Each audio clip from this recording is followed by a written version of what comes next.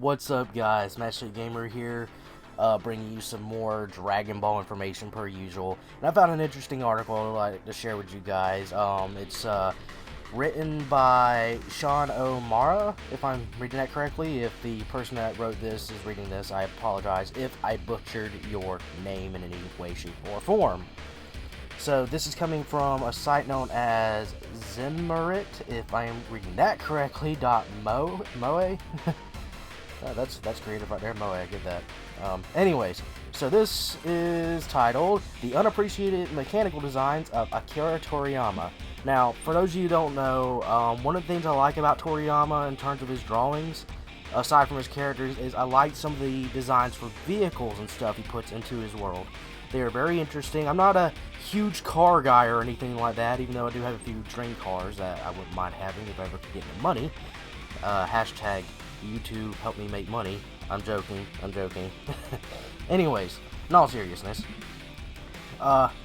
so one of the things I like about Toriyama's manga, whether it be Dragon Ball, Dr. Slump, Nico Majin Z, etc., Dragon Quest, games he worked on, etc. Vehicle designs always intrigue me, just because I like to see what he does, because some of them are often real-life vehicles these took and put them spin on, either turning them into like hover-based vehicles or things of that nature. Well, essentially, this article is pretty much discussing how unappreciated his vehicle designs are, I guess, more or less. So, let's get into it, and comment down below if not only if you're enjoying this, but, if you can think of any cover from Dragon Ball, Dr. Slump, Nico Majin Z, or something from Dr. Slump that Toriyama drew in terms of vehicle designs, comment down below, maybe add a picture if you can, just kind of showing it off, or a link to a picture, a safe link preferably, and yeah, it'd be nice. Alright, so let's get into it. Akira Toriyama, unappreciated? That's a difficult statement to take at face value. This is true. But allow me to explain, despite worldwide success achieved through his work on Dr. Slump, Dragon Ball, and Dragon Quest, acclaim for Toriyama tends to focus on the shonen storytelling of Dragon Ball, or the inventive characters he imbues all of his works with, but rarely on his talent as a mechanical designer. So, right there, yeah, I'll give this person that. Toriyama's more so known, at least over here in the West, for his work with Dragon Ball. A lot of people are not very familiar with his other works like Dr. Slump, and some people are extremely unaware that he even did anything with Dragon Quest. That's not to say everybody is like that, okay? There are some fans like myself, big name YouTubers like Geekdom 101, and just fans in general that are aware that Toriyama, has had his hands in other things and has other work. However, typically you ask somebody, hey, you know what Toriyama's done? They'll say Dragon Ball. Or more specifically, over here in the West, they'll probably say Dragon Ball Z. But I digress on that subject. But if you're a fan of the series and you know somebody or meet somebody that likes Dragon Ball, but is unaware that Toriyama's worked on other things or had his hand in other things, introduce them to it, okay? Show them Toriyama's other side, because Dragon Ball is just one small piece of what Toriyama's history as an artist and author is. Show them what else he has done, okay? If they like Toriyama specifically, not just one series, but him as an author and an artist, in theory, they should enjoy his other work, in theory. But getting back on topic, Toriyama's early work, like Dr. Slump and pre-steroids Dragon Ball, provided him ample opportunity to show off mechanical design, chops, and highlight his appreciation for real-world machines. Dr. Slump Tankubon, if I am reading that correctly, covers often featured the cast paired with real-world hardware, particularly lots of World War II aircrafts. As we can see here, here's a Raleigh, or a Rayleigh, if you prefer her English dub name, on what appears to be a World War II-esque aircraft. In fact, it says like 1981 on the bag, so I guess that's the year this particular manga volume was published. It says it's a P-51 Mustang, according to the little footnote here. You know, it says Penguin Village, which is the village Arale is from, etc. And there's a picture of Senbei Norimake. If I can't remember if I'm pronouncing his name correctly. The scientist of the series, the actual main character, I guess, if you were. I mean, Arale's on a lot of the covers, but most people actually consider Dr. Senbei to be the main character of the series over Arale. At least most of the people I talk to. But I digress. Anyways, continuing back on topic. A tradition that carried over the vehicle-heavy character titles, chapter titles, to Dragon Ball. The Comet's Capsule Corporation, known for allowing complex machines and structures to be stored in tiny little capsules, also allowed Toriyama ample opportunity to include lots of his own original vehicles, too. The result is an unusual blend of real-world hardware and original sci-fi vehicles existing within the same book. I'm not even going to try to pronounce that, a dictohectomy? Sounds like a weird term for performing some sort of surgery. You know what? I'm not going to claim to be some master linguist here of the English language, etc. But if there's a word here, I will attempt it, but I'm not going to claim I pronounced it correctly all the time. So, dictohectomy, I'm going to have to look that up later to make sure I pronounce that correctly. That word thanks to Toriyama's talents for rendering real-world machines in his own distinctive deformed style while still retaining detail and authenticity. The real-world designs Toriyama does incorporate in his work suggest Toriyama is into some properly obscure stuff.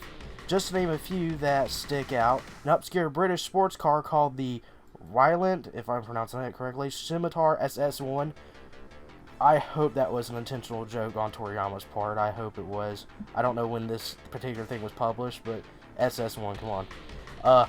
The Horton Ho 229 Flying Wing prototype aircraft, and a style of Mercedes based on pickups that were being produced by custom shops in the 80s and 90s, but never officially rolled out of a Mercedes factory. Didn't know people did that. That's interesting. Had to look into that. This kind of obscure vehicular, God, I cannot talk, knowledge is unusual for artists, but it stands as a contrast to the mainstream appeal of his work. An otaku artist that creates work for everybody. So, here's a picture, I guess, of the truck that they were talking about. Like, somebody takes a Mercedes and, like, makes it like a pickup-esque truck. So there it goes. You see Roshi and Krillin in the vehicle itself. I'm going to have to look up one of these, see what they look like in real life. I mean, I'm pretty sure Toriyama did more or less pretty much spot on with his design, but I got to check this out. But it's interesting, in his design he actually drew a Mercedes emblem, which I'm wondering how Toriyama got away with this, because I don't know, I'm surprised he didn't get, like, sued. I don't know if you have to ask to use actual car emblems. I mean, I'm sure you do, because it's, you know, a company's emblem. It's their logo. It's their symbol. I'm pretty sure they had some sort of trademark on it. I could be wrong. I don't know. Anyways, getting back on topic. Toriyama's original designs are typified by exaggerated proportions and an egg shape easily recognizable if you ever seen any of the Capsule Corp products. Those proportions aren't simply a Capsule Corp thing, though, because looking through the breadth, if I'm pronouncing that correctly, of his work, it becomes evident that that's just Toriyama's style. He draws everything like that. You have to forgive me if I'm kind of stuttering or whatever. I'm reading this live rather than off script, okay, as you can see. Early adventures in mechanical design. Sometimes Toriyama combines real machines with the fantastic, as well as the case for his short comic Mr. Ho, 1986. Did not know Mr. Ho was a thing Toriyama did. I'll have to look into that. Don't know if I'll find it interesting, but Toriyama did it. I enjoy him as an author and an artist, so I'll give it a try. Anyways, now, by the way, comment down below if you knew Toriyama did this particular manga, Mr. Ho. It was released in 1986, I think so. Not only did Mr. Ho feature a Ferrari Dino, or Dino, is it Dino or Dino? I can't remember.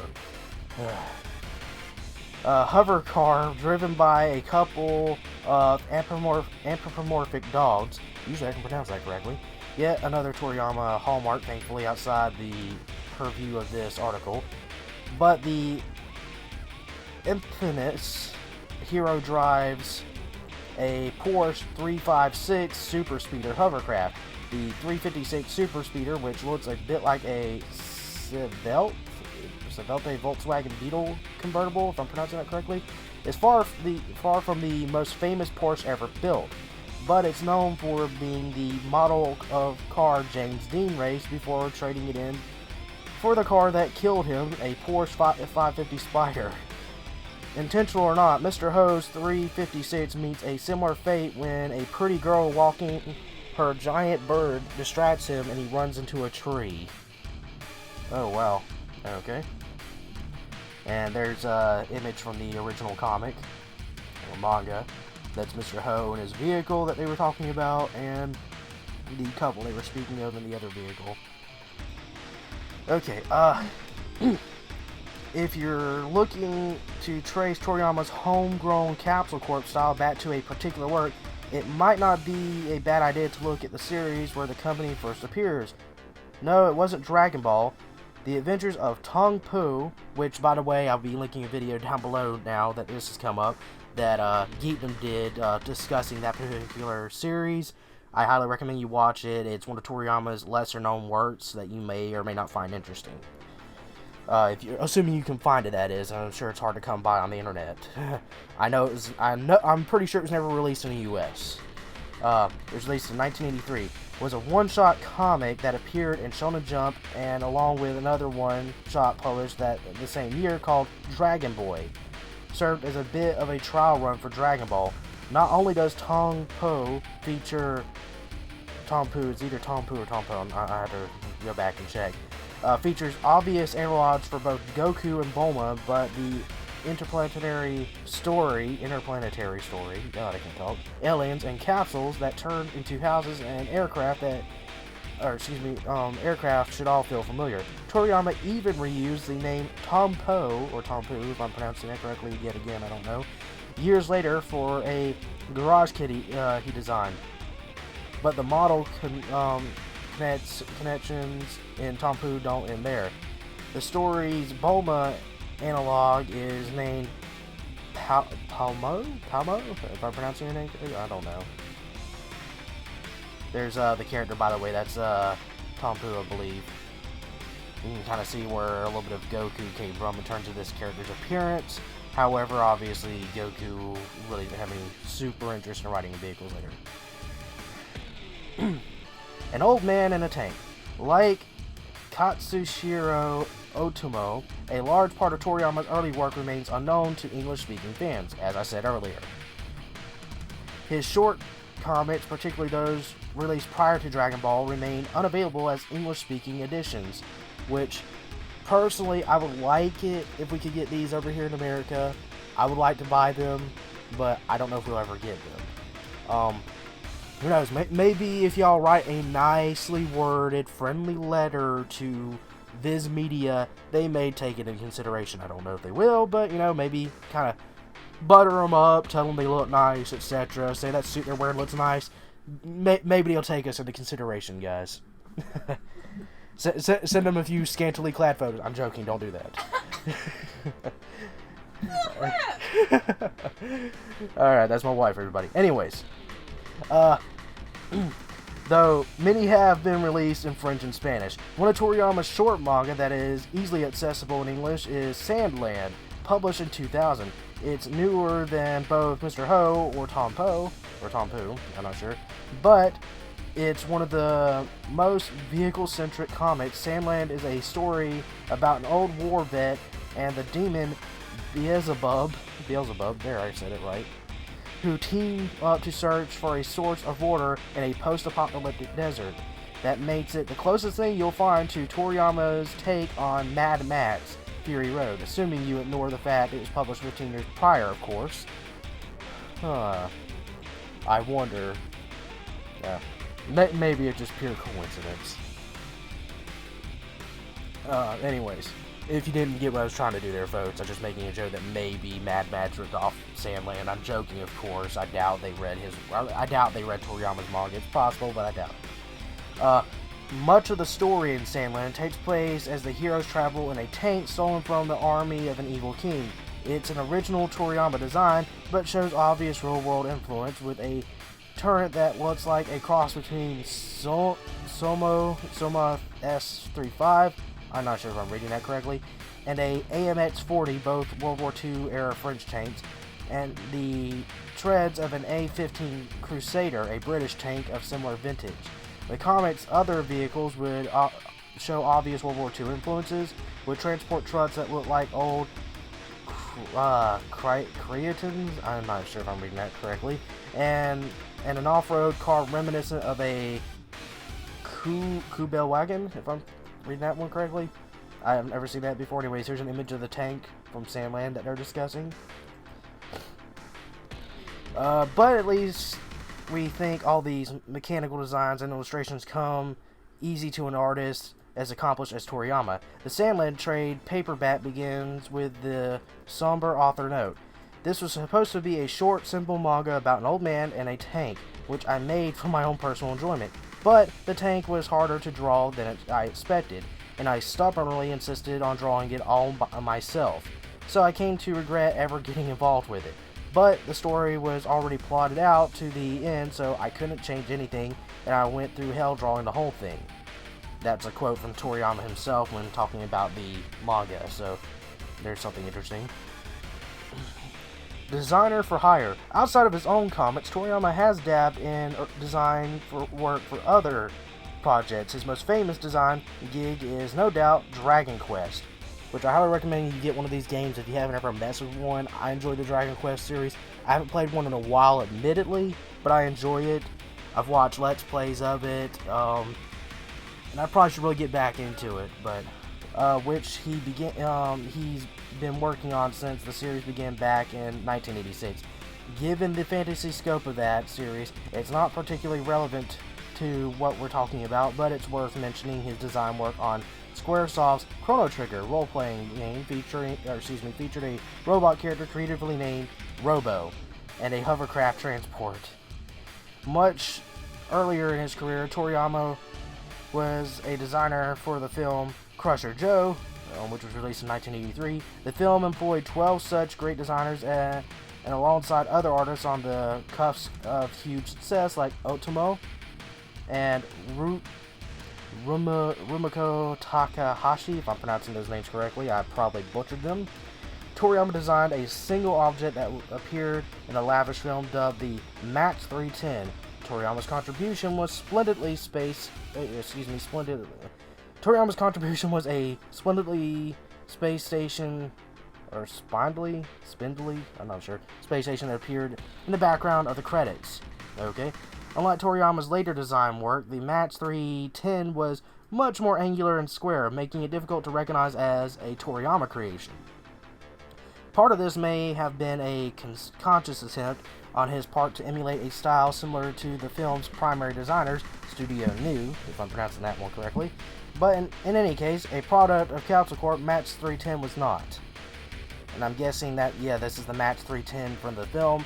Yeah, if you kind of look at it, it doesn't really look like something Toriyama drew. I mean, we know he drew it because it's stated here he did, but I mean, it doesn't look like anything he's drawn in his own individual works. You know, Dr. Slump, Dragon Ball, Chrono Trigger, anything he's had a hand in art-wise, it just doesn't look like something he did. That's not necessarily a bad thing. It's interesting to see Toriyama can do stuff like this, not necessarily stick to his usual style. I can even imagine how hard this must have been for him. If he complained about the tank being difficult, I can imagine how difficult this was for him. Anyways, a rough encapsulation. This is by no means a complete listing for all the cool vehicles Toriyama designed or illustrated over the years, and such an undertaking would be nearly impossible anyways. If anything, it's a reminder that even within the work of a well-known artist, there are still plenty of forgotten material worth diving into. It's unlike that Toriyama will ever be known for his mechanical designs in that way, that say he's known for spiky hair, but we're in the midst of a Dragon Ball resurgence, and that right there is certainly true. We are currently in the middle of a Dragon Ball resurgence. Dragon Ball is coming back, it's growing, becoming more well known again. Not that it ever really got unknown, but I mean, you know, it's nice to see it's making a comeback with Super. But anyways, So there's never been a better time to call out his other talents. If nothing else, the desktop Real McCoy line is doing what no Dragon Ball toy line has ever done before, and has turned many of Toriyama's more iconic vehicle-based illustrations into detailed figures. More of that, please. And then they give a special thanks to Fraser Deroche, if I'm pronouncing that name correctly, with the Crusher, Joe Angular, and to Tom for asking why has anyone ever written about this before. So there we go. What do you guys think? Are you a big fan of Toriyama's vehicle designs and various things he's worked in the series, etc.? I'll be linking this article down below if y'all want to give it a read over. Tell me any favorite vehicles you have from the series. And you know what? Let me do something for you. If you've never read anything other than Dragon Ball that Toriyama's had his hand in, then go out there, find Nico Majin Z, find Dr. Slump, find just any Sandland, something he's had his hand in, and read it over. Okay? That way you get a more broader scope of everything he's had his hand in. I just want y'all to give it a good read over, because Toriyama as an artist is primarily known for Dragon Ball over here in the West. If you're a Western viewer, give some of his other work a chance. I guarantee it's not going to be all action-packed like Dragon Ball, but if you enjoy Toriyama's humor and other things, you should enjoy this in theory. But I digress. Anyways, thank you all for watching. Make sure to like, rate, comment, and subscribe. Check out my official Facebook, Twitter, and Twitch pages linked down below. Check out this site. Check out the video I'm going to link down below in the description of Geekdom's video I told you about for one of the things that's mentioned in this article. And I think that covers everything, so yeah, peace guys. Dragon Ball, Dragon Ball Z/Kai, Dragon Ball GT, and Dragon Ball Super are all owned by Fuji TV, Toei Animation, Funimation, and Akira Toriyama. I do not claim to own any of these. The video and any images that appear were used under fair use.